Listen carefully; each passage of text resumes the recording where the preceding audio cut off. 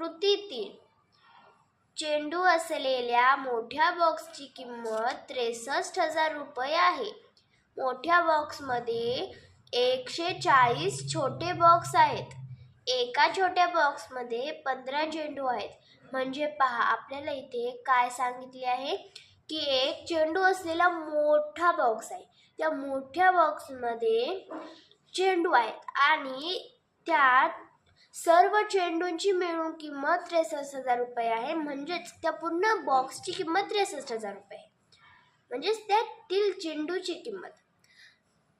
आणि त्या मोठ्या बॉक्समध्ये 140 छोटे बॉक्स आहेत आणि त्या 140 छोट्या बॉक्समध्ये प्रत्येकी एका बॉक्समध्ये 15 चेंडू आहेत असे आपल्याला इथे सांगितलेले आहे. आणि यानंतर पहा काय म्हटलेले आहे. एका चेंडूची किंमत काढण्यासाठी अहान, अतुल आणि मंगेशने खालील गणिती मांडणी केली. म्हणजे पहा, आता एका चेंडूची किंमत काढण्यासाठी म्हणजे एक चेंडू असलेला मोठा बॉक्स आहे, त्यामध्ये 140 छोटे बॉक्स आहेत, बरोबर. आणि त्या प्रत्येक एका बॉक्समध्ये 15 चेंडू आहेत. आणि आधी आपल्याला काय सांगितलं होते की एक मोठा बॉक्स आहे, त्या पूर्ण बॉक्सची किंमत किती आहे 63,000 रुपये. म्हणजे त्यामध्ये जेवढे चेंडू असतील त्या सर्व चेंडूंची मिळून किंमत किती असणार 63,000 रुपये. आणि त्यामध्ये 140 छोटे बॉक्स आहेत आणि 140 छोट्या बॉक्समध्ये प्रत्येकी एका बॉक्समध्ये 15 चेंडू आहेत.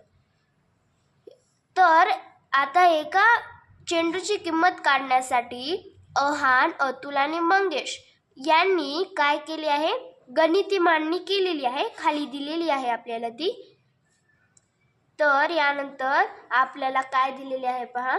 वरीलपैकी कोणती गणिती मांडणी योग्य आहे, सहकारण लिही. म्हणजे इथे आपल्याला विचारले आहे की अहान, अतुल आणि मंगेश यांनी जी गणिती मांडणी केली होती एका चेंडूची किंमत काढण्यासाठी, तर ती कुणाची योग्य पद्धतीने गणिती मांडणी केलेली आहे ते आपल्याला शोधायचे आहे आणि सहकारण लिहायचे आहे. म्हणजे तसे का की तीच बरोबर आहे असे आपल्याला इथे लिहायचे आहे. तर इथे पहा, आधी आपण पाहूया अहानने कशा प्रकारची गणिती मांडणी केली आहे. तर अहानने काय केलेले आहे 63,000 भागिले 140 कंसात लिहिलेले आहेत गुणिले 15 असे केलेले आहे.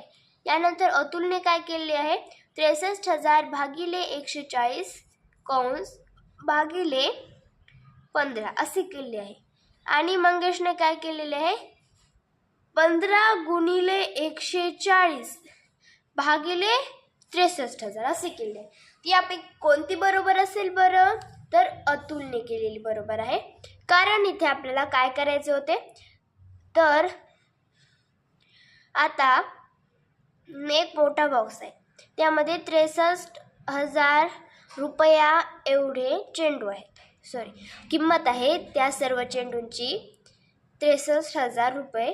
आणि त्यामध्ये 140 छोटे बॉक्स आहेत. तर आता प्रत्येक छोट्या बॉक्सची किंमत काढण्यासाठी आपल्याला 140ने 63,000ला म्हणजे 63,000 रुपयांना भागावे लागेल. त्याच्यानंतर प्रत्येक छोट्या बॉक्सची किंमत मिळेल. आणि त्या छोट्या बॉक्समध्ये प्रत्येक एका बॉक्समध्ये 15 चेंडू आहेत. आणि आता एका छोट्या बॉक्सची किंमत निघाली. आता मग त्या आलेल्या किमतीला आपल्याला 15ने भागावे लागेल, कारण प्रत्येकी एका चेंडूची किंमत काढायची आहे. म्हणून इथे अतुलने केलेले बरोबर आहे, कारण त्याने काय केलेले आहे पहा 63,000 भागिले 140. मग याचे जे उत्तर आले त्याला पुन्हा त्याने काय केले आहे भागले आहे 15ने. आणि यानेच आपल्याला याचे उत्तर मिळणार आहे एका चेंडूची किंमत. तर असे का, तर एकावरून अनेकाची जर किंमत काढायची असेल तर गुणाकार करावा लागतो आणि अनेकाहून एकाची किंमत काढायची असेल तर भागाकार करावा लागतो. तर इथे आपल्याला अनेकाहून एकाची किंमत काढायची आहे, त्यामुळे इथे आपल्याला भागाकार करावा लागेल. तर आता ह्या सहकारणामध्ये काय लिहिणार आपण, तर चला पाहूया. आधी आपण कोणी बरोबर गणिती मांडणी केलेली आहे ते लिहूया आणि त्यानंतर सहकारण लिहूया. तर इथे लिहूया वरीलपैकी अतुलने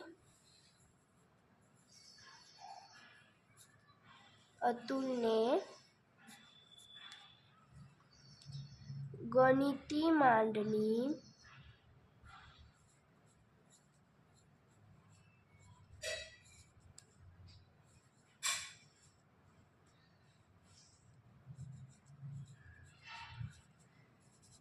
योग्य, इथे असे नाही लिहायचे, इथे काय करायचे, इथे थोडेसे चुकले, काय लिहायला पाहिजे होते आपल्याला, वरीलपैकी अतुलची असे लिहूया, अतुलची, इथे फक्त ची करायचे, तिथे मला तसे लिहायचे नव्हते पण चुकून लिहिले गेले, काय हरकत नाही. काय लिहायचे आपल्याला, वरीलपैकी अतुलची गणिती मांडणी योग्य आहे असे लिहायचे. अतुलने लिहिले चुकून मी तिथे, तुम्ही सुद्धा लिहिले असेल तर दुरुस्त करून घ्या. योग्य आहे. आता इथपर्यंत झाले. आता आपण जे सहकारण लिहूया, इथे लिहूया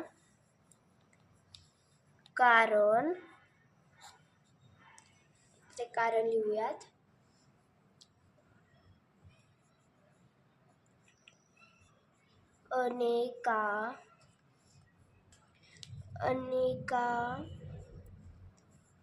वरून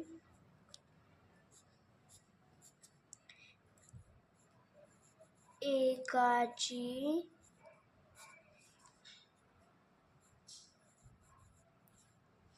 किंमत काढताना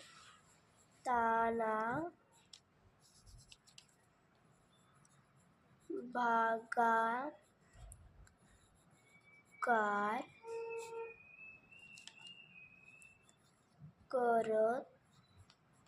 अशा प्रकारे इथे मी याचे कारण लिहिलेले आहे. आता यानंतर पहा, इथे काय लिहिलेले आहे मी, वरीलपैकी अतुलची गणिती मांडणी योग्य आहे कारण अनेकावरून एकाची किंमत काढताना भागाकार करतात. अशा प्रकारे आता यानंतर आपल्याला इथे एका चेंडूची किंमत किती इथे लिहायची आहे काढून. तर चला काढूयात. त्यासाठी मी इथे एक पान घेतलेले आहे. तर आधी आपण काय करणार आहोत,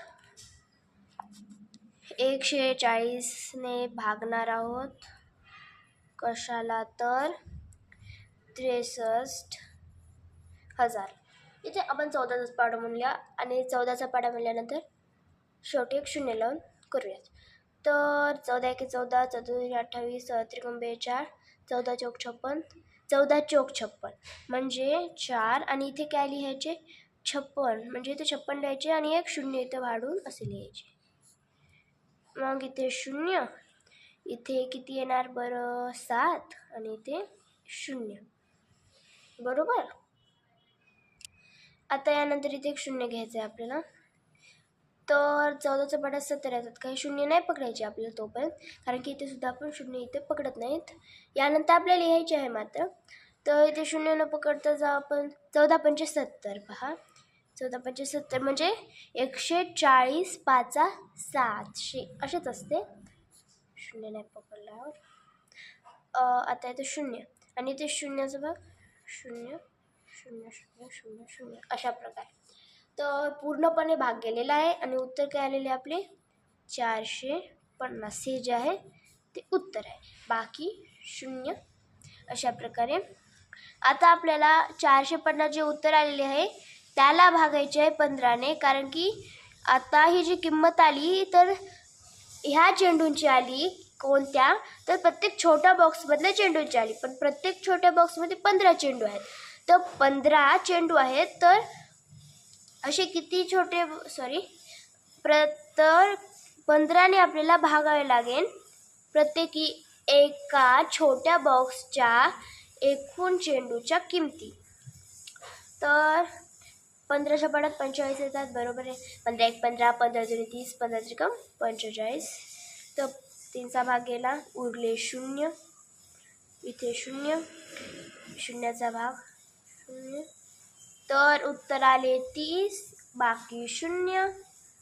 तर आपले उत्तर काय आले 30. इथे काय लिहिणार आपण